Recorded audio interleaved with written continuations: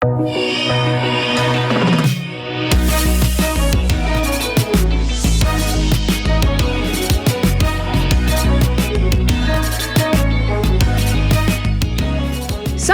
we are here, Western Australia, with Grace and Aaron from Joan and The Giants. Exciting, you guys are the first band that we've had on the podcast. Woo! Thanks for having us. So exciting. We're sharing a mic, so we're going to get really close. Here we go.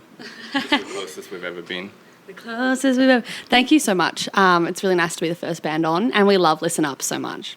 I'm very excited to have you, and this is my second time in Perth only. But firstly, I just want to start with, how are you guys? Big question. Such a big question. There's a lot going on in life right now. I'm very nervous about a few things that are coming up. So I always have this weird feeling in my stomach at the moment because we've got some pretty exciting. Well, I'm sure we'll talk about all the things, but I'm overly just very nervous at all times right now. What about you, Dol? I think I'm just ready to get back to work. Hey. Yeah. I've been so bored because I have breaks on holidays for 6 weeks. And I've just been sitting here what do I do with life? Actually, in the last 5 days, you've written 9 songs. So you've been very productive. Yeah. Anyway. That's impressive. 9 songs. Yeah. Wow. I obsess over things. When I start doing something, I just go as hard as possible. That's a good thing though, right? Yeah. Unless sometimes. it's a bad vice. Fair. You know? So I'm going to come in really hot here with how big 2023 was for you guys. Big Sound supported Eskimo Joe, 7 nominations for the Western Australian Music Awards, won 3 of them. Yeah. Which is really impressive. Did my research. You did your research. I know, this is very impressive. You're not even looking down when you say it. But that has all now continued into 2024, where you have just been told you are supporting Pink on her Australian tour and for her Perth concerts. Oh my God. This is why I'm so nervous. Yeah. Because I can't stop thinking about it. We went from, playing The Bird, with maybe 110 people, and now we have to play in front of 20, 30,000 people. And it makes me panic a little bit. Yeah, I actually just cancelled because I was meant to be going over to see Taylor Swift in Sydney the week before Pink, and I've just had to cancel my trip because that's how nervous I am. I don't want to get sick. I'm just going to lock myself inside. Yeah. Be really healthy, look after myself, because I know if I went over, I'd just be panic. So making good choices. Can you tell us how the whole thing came about? How did you get that support act spot? Well, we've been self-managed. I've managed us for the last 6 years.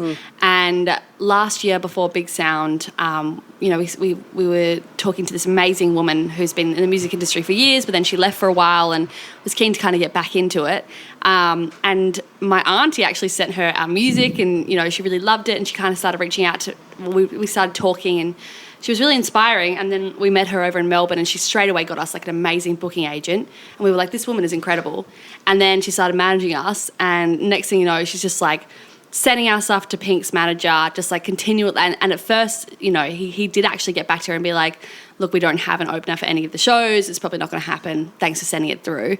And she just kept sending everything. So kept sending singles, reviews, articles, Big Sound write-ups, everything that we were doing, which I would not have the guts to do. She was just go. We're going to make this happen. And eventually he was just you know what, we'll open up a slot for them.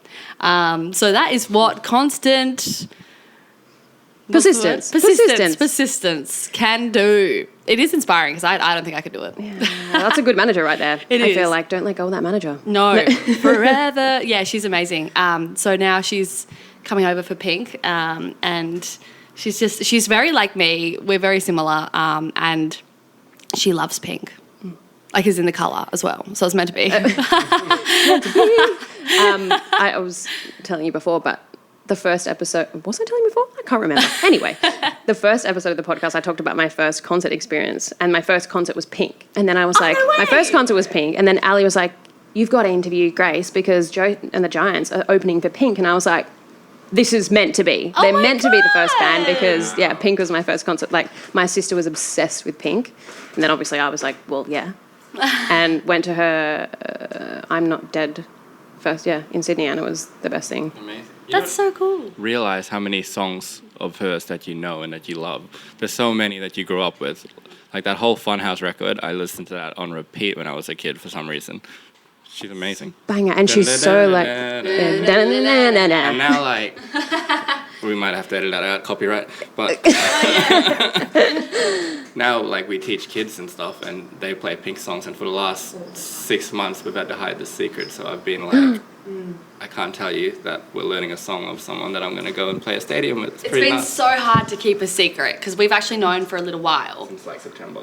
But we couldn't tell anyone because it wasn't locked in. So my biggest fear was like telling all my friends, everyone I know, and then being like, sorry, it's not happening. Like I would be so heartbroken.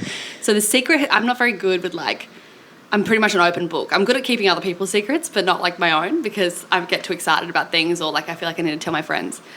So it was really difficult. And also with Pink, I don't know, I have such a big connection to her. Like I'm from a farm down south and I used to drive like to the nearest town or the city to buy like the So Fresh CDs. Yes. So Fresh. So Fresh CDs. What like a time. The hot summer So Fresh. And she was on literally, I think pretty much all of them. Always had like a hit on the So Fresh CDs, and I've just like blasted so loud in my room, like singing into my hairbrush, running around the paddocks with my Walkman, like. And you don't have tattoos. And I don't even have tattoos. That's so wild. What? You're not rebellious. I know. I figured being that rebellious as a kid, you'd be like yadded up with a teardrop, but you're not. I love that. It's looking like Post Malone. Yeah, more like Free Malone. So, Bad joke. Bad joke. does this mean you get to meet Pink? I hope so. We don't know yet. But with 2 shows, Surely. I'll just find the back room that she's in. Yeah. Just like Just make knock my on the way dressing through room door, stadium. hey, yeah. I hope so, because our friends just supported Coldplay and they got to meet Chris Martin. So Oh my gosh. I would literally, I need to stop singing my words. I break out Go into for it. song I love a it. lot. I love it. But I would faint if I met either of them. Yeah, I don't know what I want to do. I love Pink so much, and I do think she's such like a feminist icon. She's just always, I don't think she's always like adhered to like the standards of the industry. She's always just done her own thing. She's cut her hair, like she acts like a punk.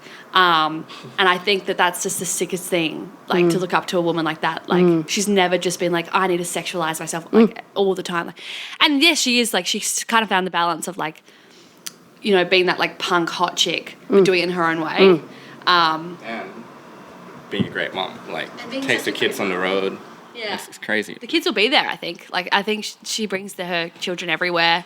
They, like, travel together. I'm pretty sure they have a farm, so we're going to get on so well. I've already started all these conversation points in my head. Grace is ready, guys. I'm She's ready. been writing this for ages. This is what I'm going to do when I meet Pink. So you're talking about how nervous you get or how nervous you are. Are you nervous? And how much practice and stuff do you need to do or will you do for this kind of gig? We need to get into the studio and figure out our set list and then just practice a lot for it. Just make it like as tight as possible, like make it a flow. I'm so funny when it comes to banter. I never know what I'm going to say, but I feel like I should probably think about what I'm going to say in front of potentially like 20,000 people because, you know, you can't really take it back. They can all Plan the they can all script. see you Yeah. and hear you.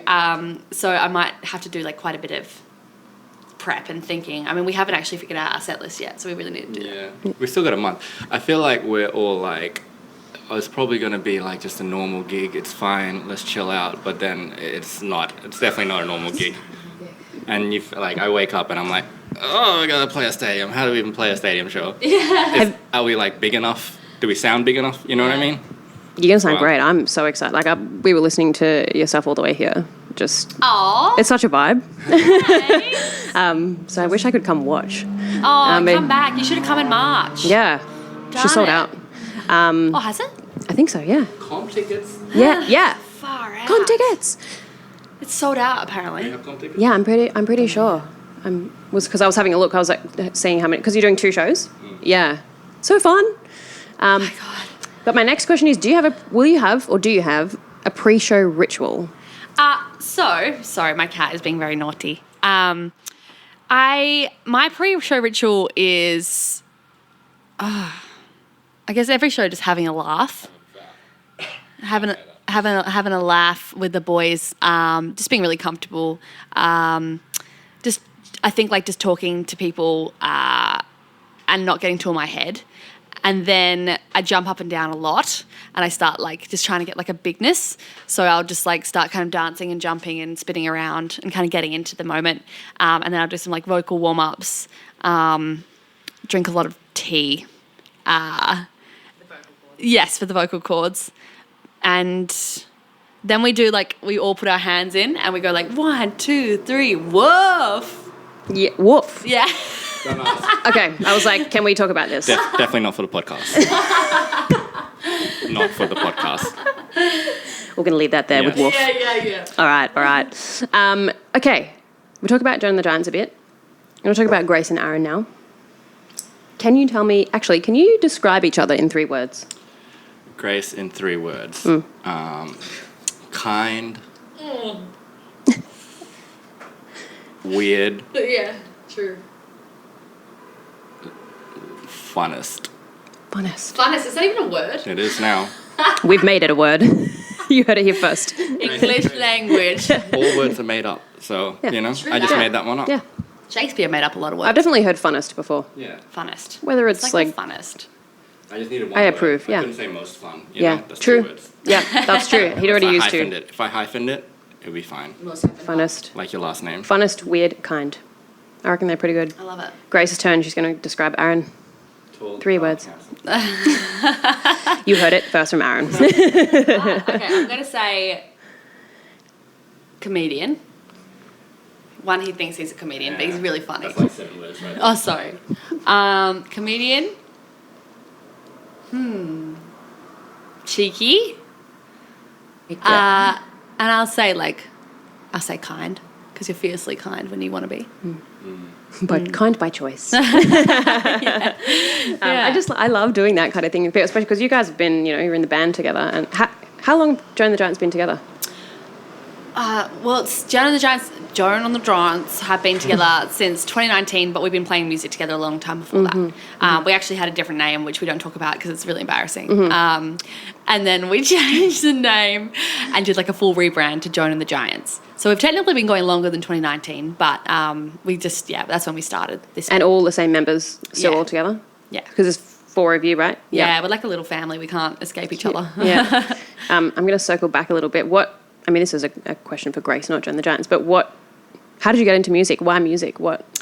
My life is an interesting one. I grew up on a farm down south, an organic and biodynamic farm, and my mum is a singer-songwriter. And, I used to travel a lot with her as a kid and sleep in her guitar case, whether it was like jam nights or whether it was like at concerts. I would just either be on stage singing with her or like sleeping in a guitar case.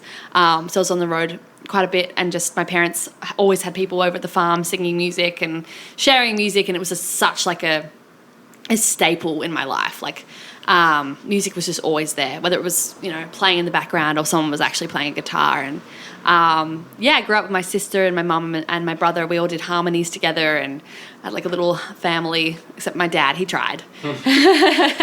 He's actually quite a good singer, but he's like the odd one out, but he does love music. And he's very sweet. But music has just been kind of everything to me. It was like, I remember it was like the first thing I ever wanted to do. Like I was 3 years old and I was living in Germany because my mum was doing music, and I remember like just constantly just wanting to perform. Like I would just be like, get me on stage. Like I was just such a performer and just only really wanted to sing. So I've just always been like that forever. That's so nice. Yeah. Little family connected. What about you, Aaron? I grew up in a tiny little community, and my dad played guitar.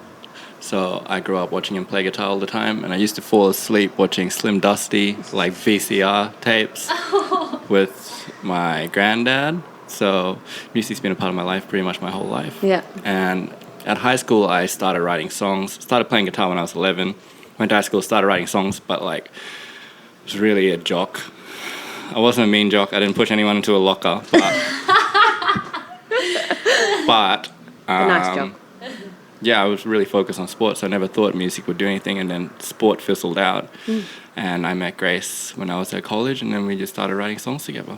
But since I was like born, I loved music. Loved music and the Eagles. That's pretty much the only thing. The Eagles, yeah. Yeah, Nice. Yeah. So it was either football or music, and Yeah. then not good enough for football. So You were. You just broke your leg. yeah, I did break my leg. Okay. Well, that's tricky. No. You were. Teams were talking to you. Don't undersell yourself. That's not a Don't podcast now, Grace. That's wild. People are going to fact check this and be like, he's the biggest liar I've ever met. You know that uncle at parties that's like, oh, I could have made it, but I broke my leg? I'm that guy. You could have. That's so good. I love that. So that's so nice. Both of you like grew up with music being a big part of your family in your childhood and things like that. I guess mental health wise, like it's sort of the staple or like the consistent thing that's like kind of kept me going. Like, because childhood, whilst it was like beautiful with music and everything, it was not like easy. It was quite difficult. Parents very complicated. I love them a lot, but there was so many issues. Yeah. And you know, religion was like a very big factor in my childhood, and it was like it was a lot. It was quite difficult. And that's a whole story in a podcast in itself. But music was like the one thing that I always, like literally always had to kind of either make me feel better by singing a song, or like I would sit at the piano and write something very silly. And I've got so many dramatic lyrics from like my teen years, and even some from childhood where I'm like, geez, are you okay? Like, are you all right? But yeah, music has kind of always been that thing. Mental health wise, it's like always been therapy. But it's so good to be able to have that outlet, to be able to write music, you know, and lyrics that are really, you know, support you and help you get through things that are happening when maybe you feel like you might not have someone to talk to, but you've got a page to write it on and a piano to, you know, connect with and stuff like that.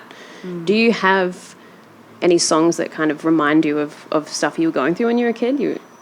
Yeah, so I guess the song Cool Kid, it's really interesting because that's like done the best out of any of our music so far. Like that's won a bunch of awards, and I think honestly it's because like it's like the first song I really opened up about a lot of things. Like to do with like my childhood and everything. Like I'm actually queer, and I didn't realize that like for so long, because there's like in Christianity there's a lot of shame around that. And I was so scared to talk about it for so many years. And then, like, I remember being, like, 22 and Aaron and I were up north, and I was like, my friends, thank goodness, are, like, all queer. And I, like, talking to them, they were like, it's not, like, shameful. Like, it's not a problem. It's normal and it's who you are. So why are you ashamed of it? I was like, because everyone's told me to be. Like, and then they were the first people that kind of made me realize, like, it's, like, who you are. So I'm really glad I was in the music industry and met a lot of queer people. But I remember being like, God, I am so queer. And I was driving down from the Kimberley with Aaron, and I just was like shaking the whole time because I was like, I've got to tell him. And then I remember being like, I have to tell you something. I couldn't talk for like an hour. And then I was like, I'm queer. And Aaron was like, I thought he would be mad at me because I guess that's just the way that my brain was. And he was like, oh my God, that's like amazing. Like, thank you so much for telling me. And he was so supportive and, you know, really supportive of my journey the whole time, like figuring out who I was and who I am. And then like with Cool Kid, that is kind of about like my first kind of queer experience, and also like the shame that I guess like from my childhood had like instilled in me, and like just like the pain, all of that. And even like, I guess the whole thing of like being like, I was never the cool kid.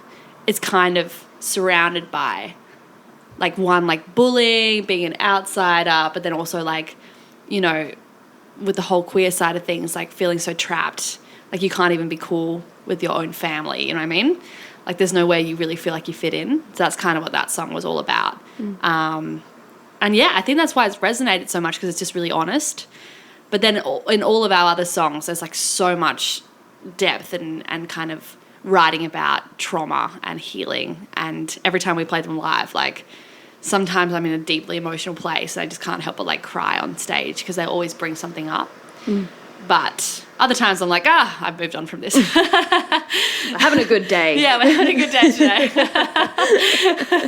But that's so nice that you had that community in the music industry that were supportive and being like, it's you, just be you. Yeah, thank goodness. I'm really grateful for that. that. Yeah. And I think Listen Up is really good at helping build that community, because I went to the Songwriting Prize for the first time 2 years ago, I think, and just seeing a room full of people singing about some really heavy shit in front of some people like have built friends and stuff, but a lot of them are strangers and they're singing in front of other musicians, and you're just kind of like, shit. Like, that's so impressive. And for that community, for Listen Up to have built that community where people can just rock in and do that and feel totally supported. No one judges a single thing. No one cares who you are, what you do, how you identify. It's just, that space, I think, is so awesome. It's so epic. I remember the first one. We got into like the semi-final. We went over to Brisbane. With the old name. And with the old name that we don't talk about. Can we reveal that? I really want to know what that is. No, because our music's online. I don't want you to hear it. It's so bad. We have to delete that account. Yeah, we do. We're deleting it. And the mic. Oh, sorry. Yeah, sorry. Delete the I'll account. get better at doing this. So the account of the old band name is still online? No, it's not. It's not there. But yeah, we went over to Brisbane and I was like just sobbing the entire night because it was so deeply vulnerable. I've never seen a show that was so safe and so vulnerable. And actually that was like the turning point for me to like want to create shows that were felt that safe. That became like a big goal in my career to like make spaces feel vulnerable and like feel safe to be vulnerable. Yeah. Because a lot of people feel like they can't cry in public and they can't open up or they can't show emotion.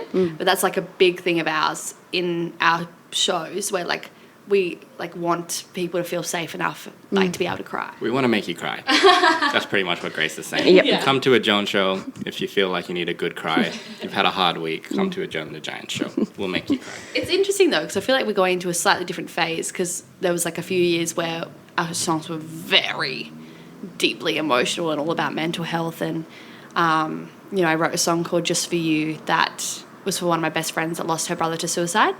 And I wrote it just like, and she was heavily pregnant at the time and just going through so much grief. And I just like, I remember just feeling sick, so sick and just wanting to do anything to help. And I was like, couldn't sleep. So I got up at 3 a.m. and just wrote the song for her. And these are songs that like when you talk about, that's what creates the vulnerable space. Because like, I feel like as soon as you kind of like let down your walls, like everyone can. But at the moment, we've just started writing, like, as like even with Good Time, like it's a very kind of happy, sexy, fun love song, which in some ways is a relief because sometimes I need a break from the heaviness. And just a bit of like a fun, summer, sexy time. Yeah. You know? A balance. Yeah, it's a great song. Thanks. Let's segue into Good Time. Let's talk about Good Time. My question is the lyrics of this song. How did they come about? But my favourite little bit, and I'm going to ask you about it, is, and I hopefully got the lyrics right here because I just did it from listening to the song. Letting go for the first time, didn't know I could feel this way. That's my favourite part of the song. Aww. Does that have a certain meaning, or that was just, what's the meaning behind those lyrics? I think because of like the trauma in my life, I think a way of being okay is being a bit of a control freak, like, and being, you know, like as a kid, I remember getting up at like 6 a.m. every morning and making my lunch so I knew everything would be fine and everything would be okay and I'd have everything planned for the day, like just so I would have my own little safety in that. But I feel like in my whole life that's kind of carried through and I can be so like controlling of my own circumstances and the things in my own life just so I feel kind of safe in that.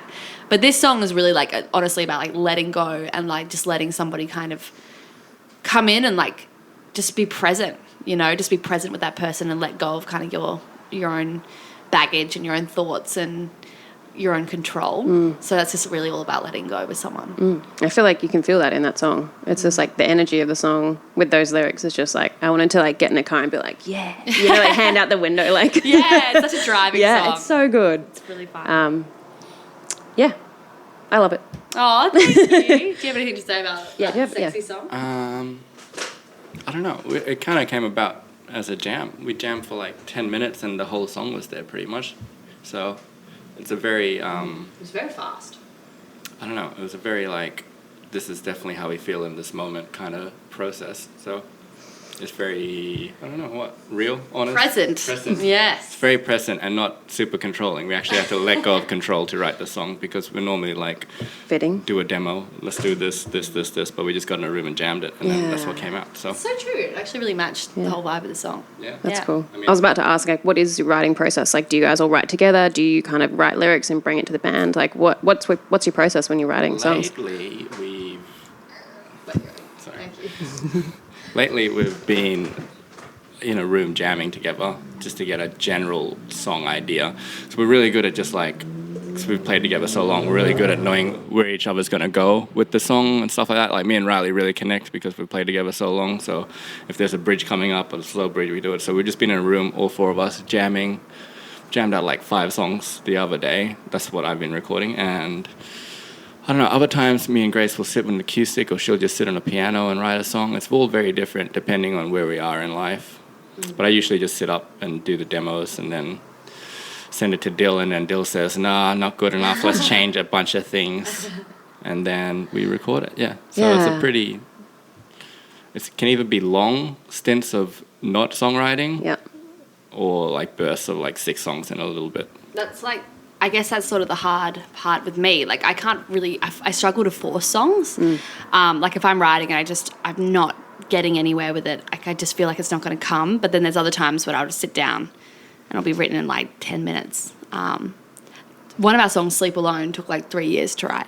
A really long time. And it changed so many times. Like we were playing that 3 years ago in like a folk version, and then like all the lyrics were different, and like just where it was on the guitar was different. And then I was like, I remembered it 3 years later, and I was like, I really want to do this song. And then it just changed so many times. Sometimes it takes years to finish something. Yeah, till you find the right vibe. Yeah. Yeah, and That's that was awesome. really hard. That song was really hard, even in the studio. It took so long. Yeah. It's the damn drums. The so drums. hard to find a drum pattern. Yeah. Find the right groove. Yeah, it's hard. So obviously, Listen Up Music, as I said, is building communities and that supportive environment that we talked about, making people feel comfortable to be vulnerable, to be themselves.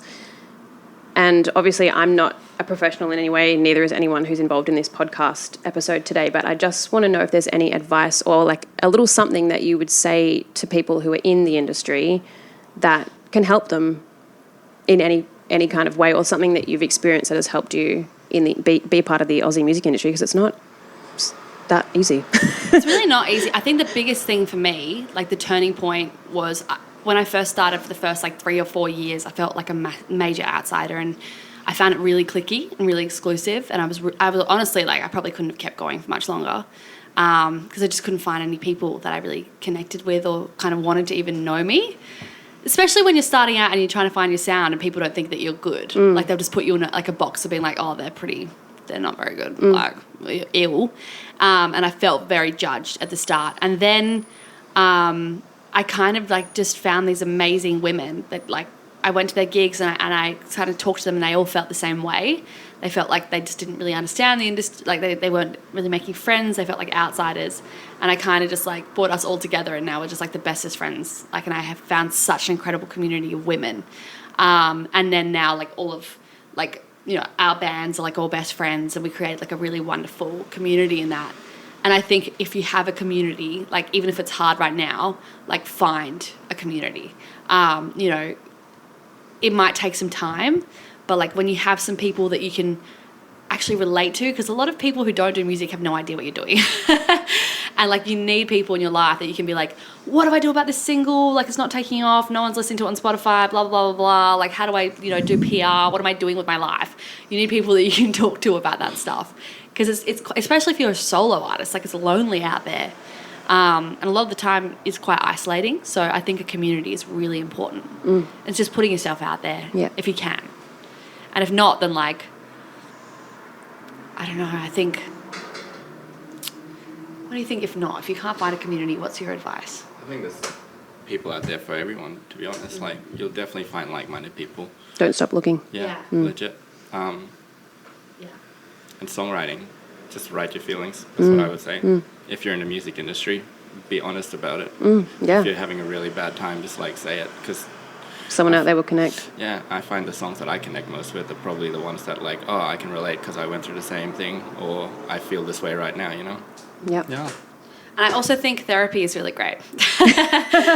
Ending it on that note, guys. I actually was really grateful if any young people are listening out there. It sucks because it ends at 26. I got kicked out when I was 26. But Youth Focus, I went to Youth Focus and did a lot of free therapy for a year, just over a year, and it like changed my life. Like honestly, just getting in and doing some therapy was, and there are so many free resources out there like for helping people, and it's like nothing. I used to feel like especially the older generation made me feel quite like like if I went to therapy, I was a weirdo. Like you have so many issues, blah, blah, blah. But like, yes, I do have issues and I want help. Go to therapy. Yeah. But also I feel like too, you don't have to think that your issue or whatever you're going through is too small. Like I just feel like it doesn't matter. Like going to see a therapist, it's like you can have the smallest of whatever or nothing and speak to someone and it could make all the difference. Yeah, and I feel like you don't have to wait until things are bad, you know? You can be like in the best part of your life, but it's going to help you. It's really, I don't know, it just helps you set like groundwork. Yep. To be like, yeah, I do want to be a better person. Yep. That's where I'm at. Yeah. Woo! All right. We're to the fun part now. This is my final question, and then we're going to do scenario, which is our little section. So my final question, which actually came from Dom, who's currently recording, for those who can't see. If you were on a desert island, but you had a speaker, what 3 songs would you listen to on repeat? Grace. Oh my gosh, I can't go first. I have to think. That's so hard. Well, number 1 would have to be Message in a Bottle, right? Just a castaway. Is that actually one of your choices? Oh, it'll just be for the bit. Just for that bit. Like I'll get there and be like, just a castaway, and I'll be like, oh, this is actually kind of sad. I'm castaway. What songs would I really want to listen to on repeat? I think I could listen to I Miss You by Blink like 7 million times in a row. Yep. 100%. I definitely need some... I'm going to go oddball. Tennessee Whiskey, Chris Stapleton. It's just the way that song is. It just feels so good. You got a great mix of like vibes there. Yeah. Just a castaway. I miss you, and so we're killing. Grace is pulling up her playlist. All right, Grace got 15 seconds left, Grace. Here we go. Okay, so I think... 3 songs, don't think about it. You're going to be bad at scenarios. Far out. Definitely like a Taylor Swift song. Which one though? Cardigan. No, that's your choice. I would do Elvis song by Maisie Peters. I probably listened to that 400,000 times. Like, I love that song so much. She is so cute. She's so adorable, and I saw her live, like, because we came from gigs, we only saw a few songs, but I love her so much. I'm obsessed with her music. Holly Humberstone, I really love London is Lonely. I feel like if I'm lonely on an island, that would really relate to me. Yep. And something old school. I didn't say a Taylor Swift song. Yeah. Snow on the Beach. That's funny. No. That's funny. I am unfamiliar with that. What? Did you say Snow on a Beach? Snow on the beach, weird but beautiful. I got honorable mention. Ooh. You have one? You go. The honorable mention is My Island Home by Christina Anu. Just for the bit again. It's funny. I would say something like... That used to be like every school assembly in a little remote indigenous community. Really? Every school assembly, my island home. Wow. Really? Yeah. Oh, that's so nice. Didn't even live on an island. Yeah. I'm going to say something off 1989 because that's like my bop, like That's a disco banger of an era. album. Yep. Yeah, 100%.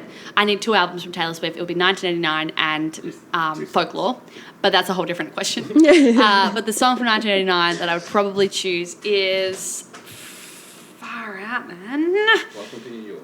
Welcome to New York. No, maybe. That was a boss way for her to open it. Yeah. Oh, Cruel Summer. Yeah. Done. I was That's gonna not say. from 1989, but Yeah. I would definitely choose that. Yeah. That's such a banging pop song. It's a cool summer. Give you a little fact. And I'm in the back of the car. This This is Grace walking around the island just like... It actually makes me sad. I haven't been able to so listen good. to Taylor Swift since I decided not to go to the concert. Oh, yeah. Because I'm in like I'm in no. a really like sad mode. Because me and my best friend were going to go over together, and we're like, it's also Mardi Gras. Like we're going to have so much fun. You know what? Like, you're going to have this massive gig and then you'll be opening for Taylor Swift in no time. Like, you know what I mean? That's the next goal. I'm Like, going to visualize that because you Yeah. never know what's going to happen in life. Yeah. Like we never thought we would be opening for Pink. yeah, what do you call it? Manifest it. Manifestation. Yep. Yeah, Do it. manifest. All right. Scenario. Okay, now I need to pass you this because I'm not Okay, are allowed you to see it coming either. over here? Yeah, I'll come Okay, over cool. there. All right. We have 3 seconds to come up with our pose once I read out the scenario. Okay. It is getting ready for a night out with the girls and your fave pump up tune comes on. 3, 2, 1. Don't forget to jump on the Listen Up Instagram to check out scenario. All right, we've come to the end. I just want to say a huge, massive thank you so much for being on the podcast and sharing all your weird and wonderful stories. I've had the best time. I feel like we bonded really well. Yeah, it was so much fun. And also, good luck, and we're going to check in once you've done your opening for Pink. Yes. Maybe we'll do like an Insta Live, like, you know, so we can... Oh, we should do it. Yeah. We should do it from backstage. Guys, we're live with Grace on Insta. She's on stage. Hi. Hit us up backstage with our cheese plates. Yes, we should do that. We should do a little Insta Live. After though, because I was too nervous. Yeah, after. Yeah. And then you can tell us how It'll it be is. really, really loud after though, so That's totally fine. All right. Yeah. The champers after, because I would have got through it. Yeah. after the second one, Yeah. not the first After the one. second one. So keep your eye on the Listen Up Music Insta page at the start of March for a check-in with Joan and The Giants after they've played with Pink and Tones and I at Optus Stadium in Western Australia. Woo! Wow! Thank you so much. Thank you for having us. Bye.